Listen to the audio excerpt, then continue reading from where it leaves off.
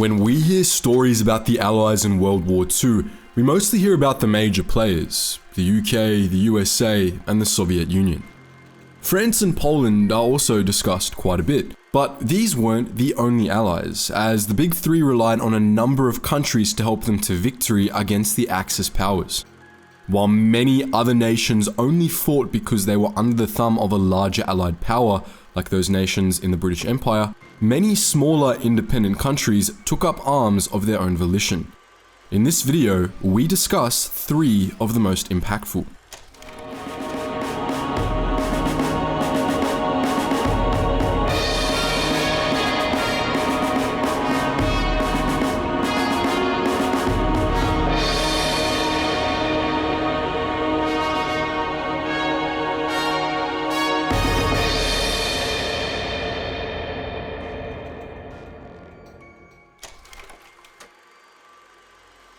Italy invaded Greece via Albania on October 28, 1940, dragging it into the conflict.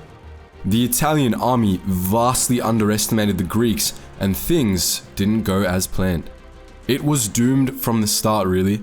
Bulgaria refused to help Italy with the invasion, which was something Mussolini had been banking on.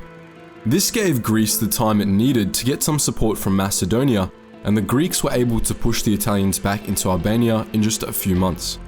It was a short-lived victory, however. Seeing a smaller, less powerful country defeat its allies, Germany swooped to rescue Italy. The German invasion of Greece began on April 6, 1941, and by the end of May, the invasion was complete. The Greek king fled to Egypt in exile, taking his government with him.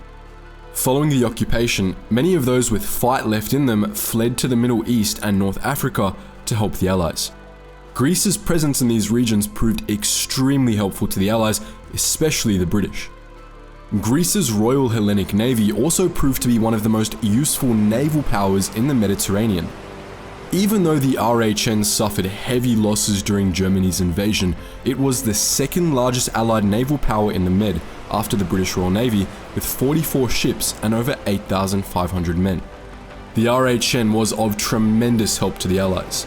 It contributed 2 destroyers to the Battle of Normandy and 6 warships to Operation Husky, where the Allies landed in Sicily and successfully captured it from the Axis. That operation started the whole Italian campaign, and those warships stuck around until the end. One ship in particular, called the Adrias, sank 2 German torpedo boats in one night during the operation. The RHN had a presence outside the Mediterranean Sea too, serving as convoy escorts in the Indian Ocean, the Atlantic, and even the Arctic Oceans, sinking enemy submarines along the way. The RHN even took part in forcing the surrender of the Italian fleet in September 1943, right alongside the British because of all its naval contributions. Back on the home front, what few fighters were left in Greece worked day and night to rally the people and kick the Germans out.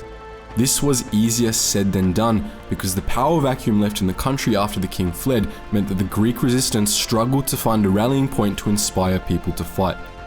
The first major effort of the resistance to drive out the invaders was in 1941, up the mountains of northern Greece. There, tensions ran high as Bulgaria annexed land left and right. Germany pounced quickly at the first whiffs of Greek armed resistance and stamped out their efforts by killing 488 civilians and torching several villages. Downtrodden but not broken, the resistance took a step back, re-evaluated, and came back stronger in 1942, inspiring others to join. Between 1943 and 1944, the movement grew, liberating parts of the country, especially in the mountains. The Greek resistance fought tooth and nail until the whole country was finally liberated in October 1944. People often forget that Mexico fought in World War II, as it's overshadowed by its northern neighbor. But Mexico did contribute to the Allied war effort. The nation made an impact even before it officially entered the war in 1942, supplying raw materials such as copper and zinc to the United States, helping them tremendously. However, the disruption of Atlantic trade routes put Mexico and many other Latin American nations in a horrible economic position. Tensions built, and on December 9, 1941, 2 days after the Japanese attack on Pearl Harbor, Mexico severed all diplomatic ties with Japan. 2 days after that, they did the same with Germany and Italy. Still, they stayed out of the conflict. That was until May 1942, when 2 Mexican oil tankers, which were clearly marked so they wouldn't be mistaken for Allied ships, were sunken by German U-boats in the Gulf.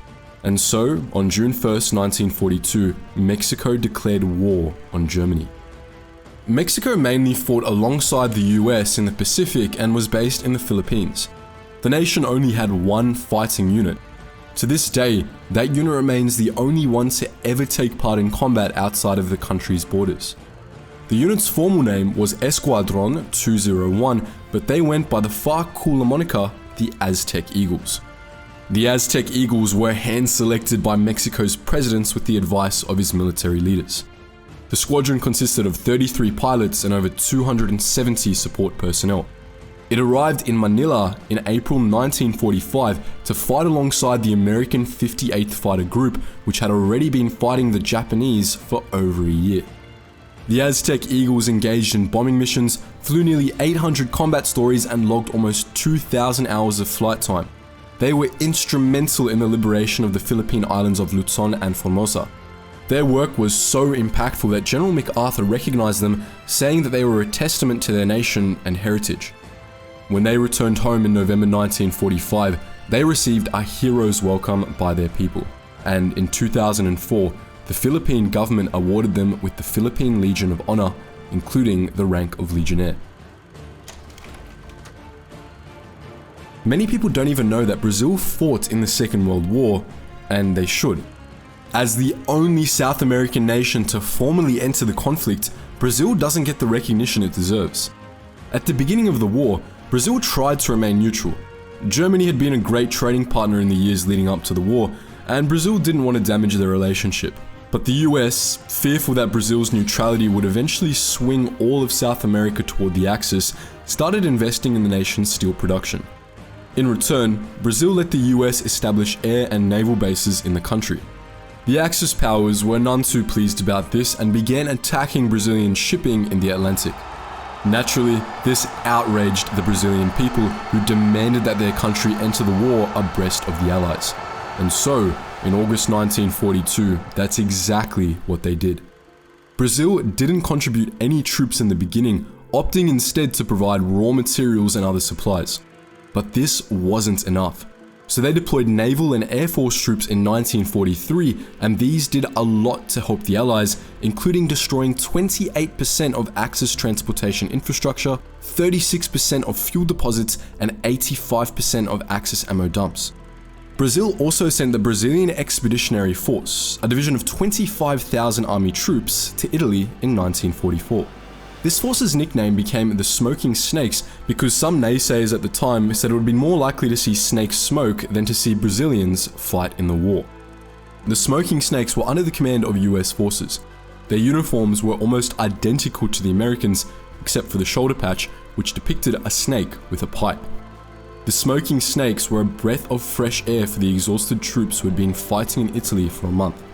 The Snakes fought the Italians and Germans in Italy, spearheading victories in several key battles, including the battles of Camaiore, Serchio Valley, and Monteprano. They defeated the Germans in the Battle of Colleggio and took down 3 separate Italian divisions. In the beginning of March 1945, the Snakes, along with the US 10th Mountain Division, successfully captured important Axis positions in the Apennine Mountains. They cut off the Germans from important artillery positions that had been blocking the Allies from Bologna. During this operation, one Brazilian lieutenant was captured, and a German captain told him, "Frankly, you Brazilians are either crazy or very brave. I never saw anyone advance against machine guns and well-defended positions with such a disregard for life. You are devils." In total, the Smoking Snakes captured more than 15,000 Axis soldiers, and out of 25,000 men, only 450 were killed in action. The Brazilians made a major contribution to the liberation of Italy, and their bravery mustn't be forgotten. So which of these 3 countries do you think impacted the Allied war effort most? Can you think of any other non-Big 3 Allied nations that were critical to the Allied victory? Please feel free to share your thoughts in the comments section below, and if you want to know more about these countries' contributions to World War II, Please check out our videos on Greece, Mexico and Brazil by following the links in the description. As always guys, thank you so much for watching and I hope you learned something new.